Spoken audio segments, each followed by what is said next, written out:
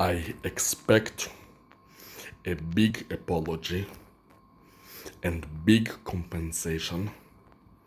not only for the physical attacks against my body that I have unfortunately endured for the past 5 years, but also for the sound attacks against my brain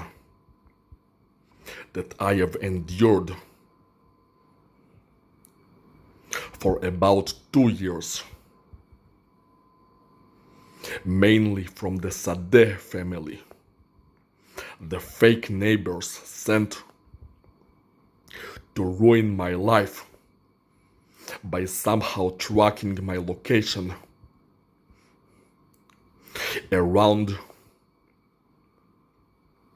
my apartment 24/7, even early morning and even in the middle of the night, and dragging furniture or banging the ceiling right above my fucking location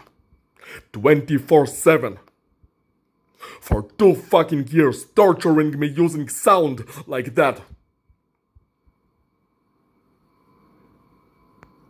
I expect a huge apology for that and a huge compensation.